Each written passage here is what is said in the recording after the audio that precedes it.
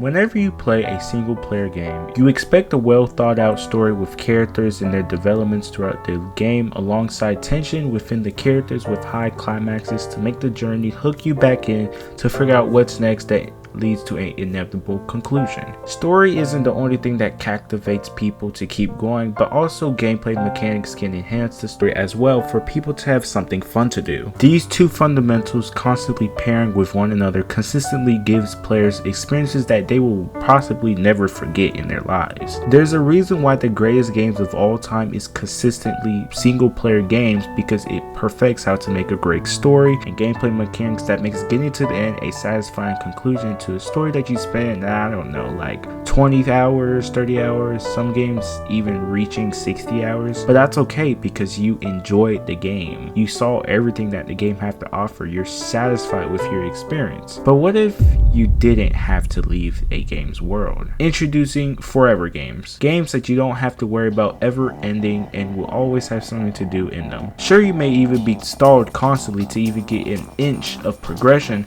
but it's the journey that counts, not the destination, and I don't like it.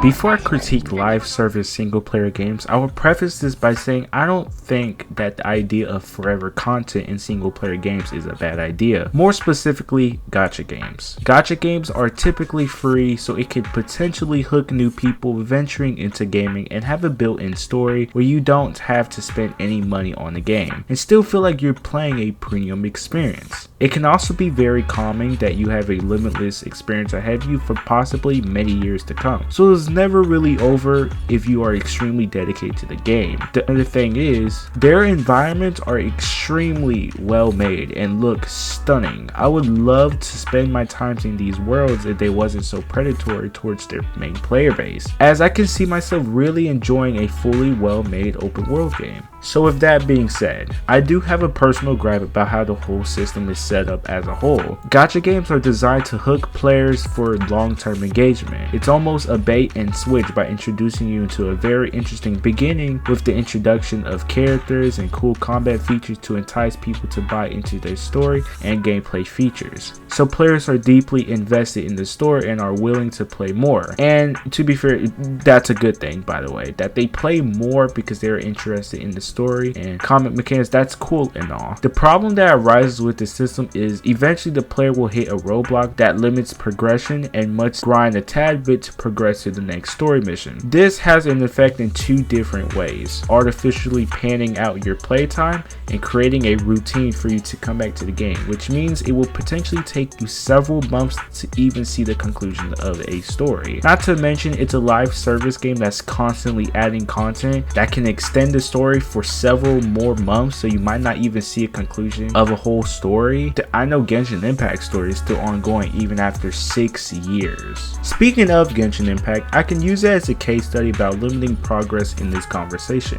When you hit a progression roadblock that comes with adventure rank requirements, aka your player level or your character's level, naturally you need to find ways to upgrade your stats, and the game doesn't make it too easy on you to get it done. As for some materials, it's gate kept in bosses, domains, and other avenues to get it. Well, to get access to the most important rewards in the game for upgrading those things, you must use a daily currency called Raisin, which is the game's stamina system. My critique about this system is it makes the game limiting, as every day you now must carefully spend every single piece of Raisin for a few minutes of your time, then afterwards you're done. You wait for the next day again. Now granted, I understand why they do this. It's to prevent people from bomb rushing the entire game within a day and making them burn out, but with this system it keeps player retention to make the game very slow, but just enough to where you feel like you're making reasonable progression. Plus, you can make the argument that some people may like the slow burn of Genshin Impact's journey because it gives them a reason to come back every day. But I personally cannot justify spending my time each day with the same game constantly for God knows how long, just to maybe get a glimpse of an end game. And this is just my basic take on someone who briefly played games like Genshin Impact. It largely makes it harder for me to emotionally connect with the story, as I'm not consistently following with the characters. So maybe within 50 to 70 hours of playtime, I would have forgotten what I was doing or why I'm even doing it in the first place. If I am going to sink time into a game, I at least want to feel like I'm actively progressing in the story, so that way I can reach the conclusion and be satisfied with my outcome. It's not pestering me to stop every day and play tomorrow. It's at my own pace, like a typical RPG. But okay, you must grind to level up your people. Well, how do I get better people instead of upgrading the base characters? Here is where I present to you the primarily way Genshin Impact gets players to pay up. Character pools. To get new characters, you must spend for them for a chance to earn the character that you want. And you use an in-game currency called Primo Gems to get them. But it takes time. If you're finished using raisins, then you could move on to doing daily commissions that give out Primo Gems every day. But there are also other avenues to get them as well, but scraps of them. And tough luck if you grinded for a few and not get what you wanted. Or you could just pay and have more of a chance to get what you want as well. Genshin Impact also have FOMO, just like how every other live action game does too. So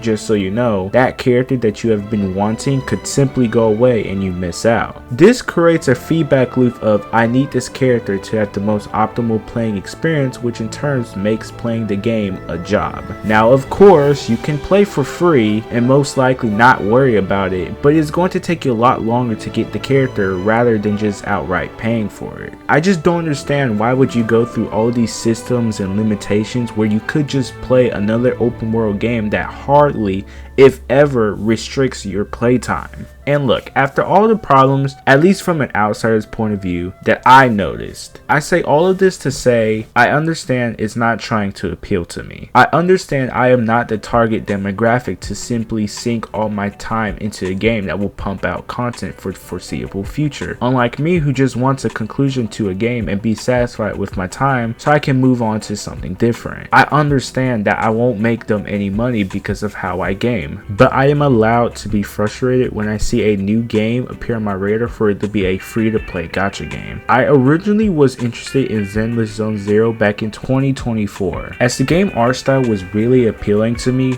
the world looked vibrant and rich, the combat looked fun and challenging. I downloaded it and had a jolly time for maybe 20 hours, and I got stuck in the repeated quest of doing the same thing over and over again with little progression, so I dropped the game. I was interested in where winds meet in 2025. It was the same thing again. It looked great, the combat looked enjoyable with a parry system, and the world looked straight out of Ghost of Tsushima but in a different samurai setting, of course, but it was announced to be free to play, so I didn't even bother. My latest example of this was with NTE, or Neverness to Everness, in 2026, where it looks really good with it being a open world city game and even being compared to GTA 5 with cool cars and whatnot.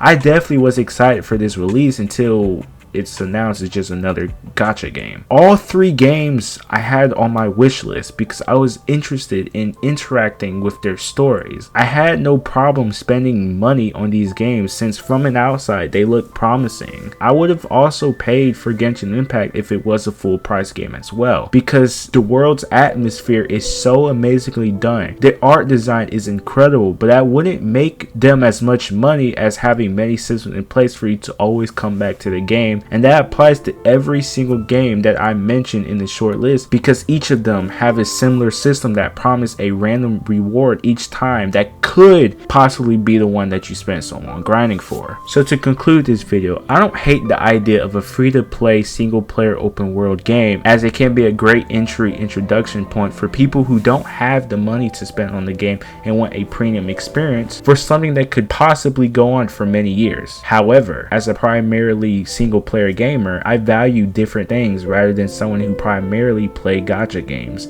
like experiencing the story at my own pace so I can work towards a clear conclusion. I notice glaring issues to the point where I lose my interest for a game entirely since the story is not finished yet, or I could be seeing hundreds of hours to see the end game, or expecting a very long grind ahead of me that encourages paying money just to better my gear. It could be possible that I am slightly biased towards gacha games or similar games like it, but I don't fully hate the idea of it, and I understand why they operate the way they do, but it turned me off from some genuinely cool games. So I don't know, I just wanted to air out my frustrations and have an actual conversation about this.